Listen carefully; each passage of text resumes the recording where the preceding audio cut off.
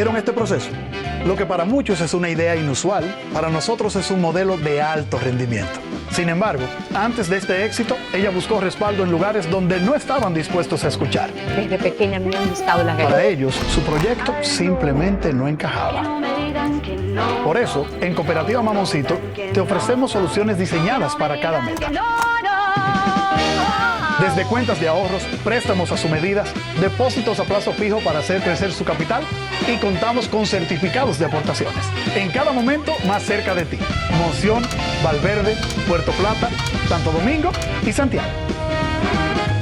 Porque para nosotros lo único absurdo es no creer en ti. En Cooperativa Mamoncito siempre hay un sí.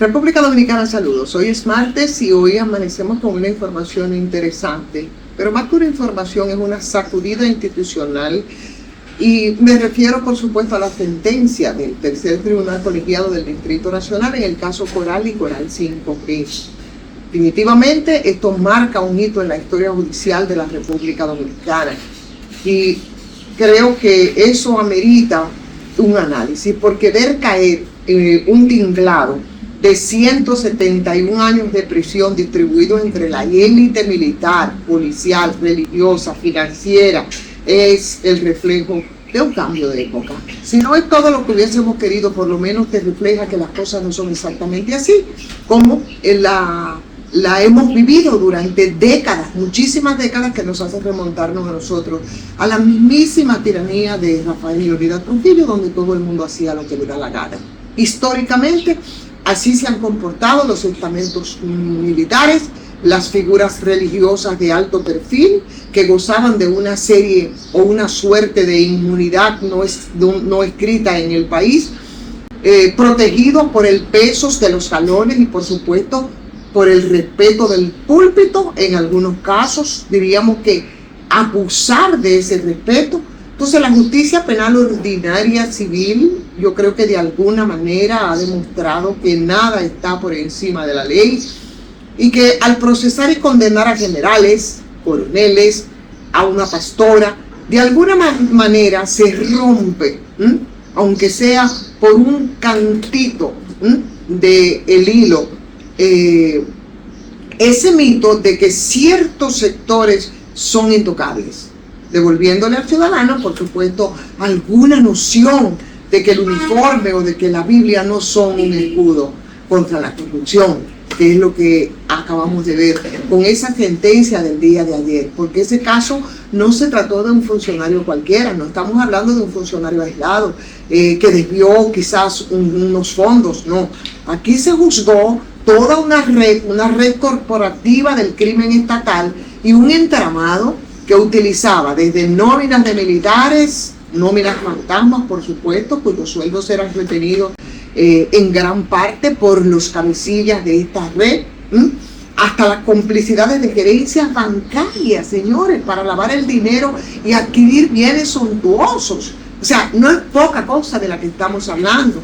Entonces el tribunal ha validado la tesis de que la corrupción en el Estado Dominicano operaba como una empresa criminal que estaba perfectamente estructurada, y la inclusión en la sentencia de una gerente bancaria en la condena, yo creo que le hace también una advertencia al sector financiero privado que colaborar o hacerse por lo menos de la vista gorda con el lavado de activos públicos conlleva a consecuencias penales que pueden ser severas. Las condenas de 20, de 10 años de prisión, yo creo que es algo, avanzamos en algo, sobre todo con ese código que durante años nosotros hemos tenido. Y sí, hay que mencionar la era de Trujillo, porque el patrimonio público desde décadas ha sido tratado por facciones políticas, por facciones militares, como una especie de botín de guerra. Una extensión de las finanzas personales de las personas que han estado ocupando puestos de privilegio en la administración pública. Entonces yo creo que esta sentencia envía un mensaje de prevención general drástico al funcionario actual y por supuesto a los funcionarios futuros. Yo creo que ahora se tendría mucho más cuidado de cómo se acciona y de cómo se maneja el dinero público. Porque los recursos del Sextur, en este caso, o los recursos del CUSET, que son los cuerpos especializados de seguridad, no son presupuestos privados. Y no utilizaron, según ha comprobado el tribunal y porque ha emanado esta sentencia, no utilizaban como que eran recursos privados, y el dolo ya no se salda simplemente con la destitución del cargo, con el exilio político, no, ahora se paga con cárcel. Y se paga con la incautación de bienes, que es lo que van a hacer en este caso. Y por supuesto, aunque esta sentencia no es definitiva, pasará por las garras de la apelación, efectivamente, como establecen nuestras leyes. Sin embargo, yo creo que el valor histórico de esto es parado. Esa lección histórica está sobre la mesa. Y el Ministerio Público logró probar el esquema, y un tribunal colegiado validó ese castigo. Entonces, yo creo que eso nos da una señal que es mucho más potente, y es que ese peaje que siempre se ha utilizado para robarle al Estado dominicano, yo creo que ha subido drásticamente de precio, porque la impunidad histórica ha recibido un golpe, y ese golpe de alguna manera tendrá que tener un impacto y obligará a la cultura política y militar de República Dominicana a recalibrar sus niveles de audacia. No podrá ser exactamente lo mismo. Y, por supuesto, el núcleo del problema en este caso, porque el verdadero impacto de Coral y Corral 5G no es solo que se castiga, sino que es lo que delata que ocurría por omisión. Si un esquema tan burdo como este, porque es un esquema bastante burdo, tan rústico, como meter miles y miles de personas falsas en una nómina, cobrarles el 80% del sueldo en efectivo, mover bolsas de dinero en vehículos oficiales, si eso funcionó de manera tan masiva y tan prolongada, yo creo que hay una pregunta que todos tenemos que hacernos. ¿Cuántos ministerios, cuántas direcciones generales y cuerpos especializados han operado o siguen operando en este momento bajo el mismo manual de procedimiento? Porque de ninguna manera vamos a pensar que eso solamente ocurría en el Sextur, o que ocurría en el CUSET, o que ocurría en la administración pasada.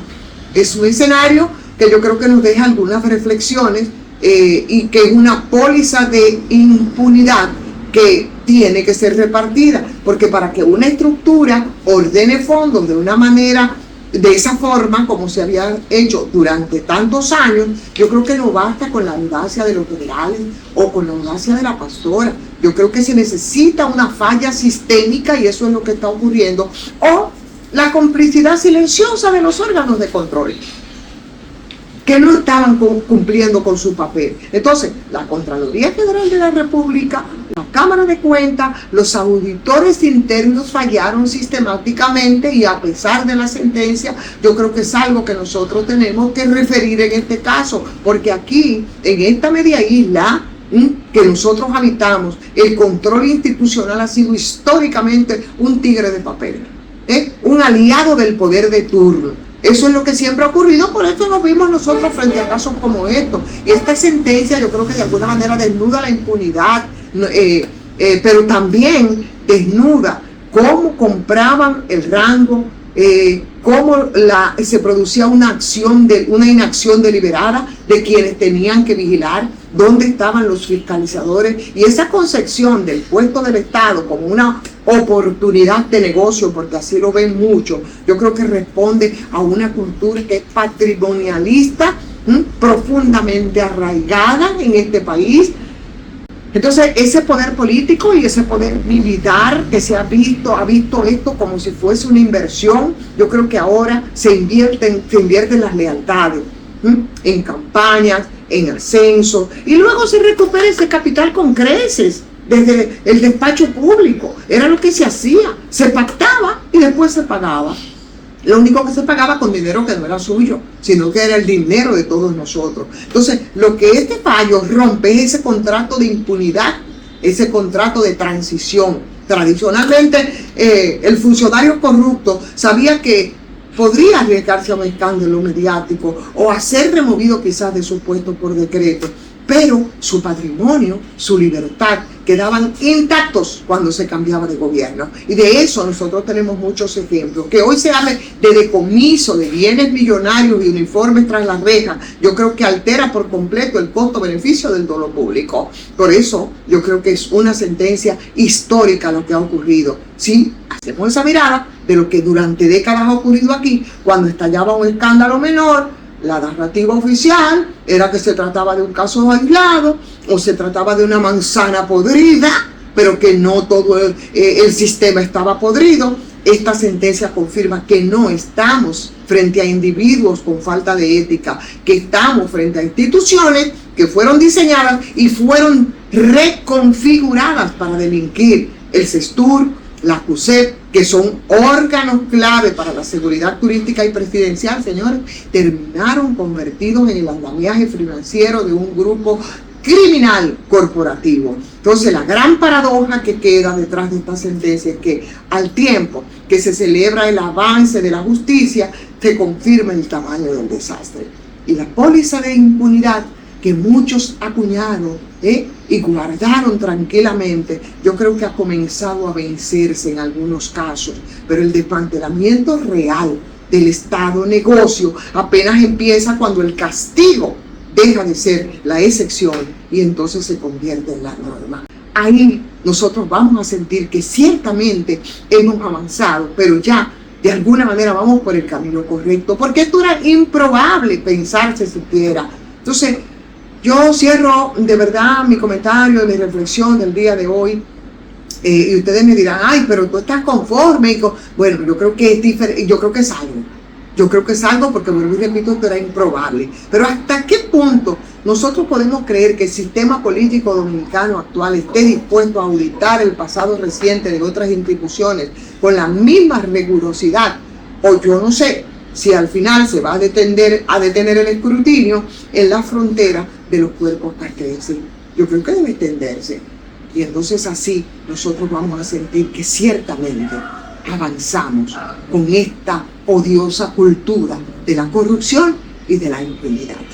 Vamos a darle like, vamos a compartir esta transmisión y esta reflexión. Esperamos bueno, que nos retroalimenten con sus opiniones y vamos a reencontrarnos mañana, que ya estaremos a la mitad de la semana en otra transmisión de Soy y Monterrey. Hasta mañana. Salud.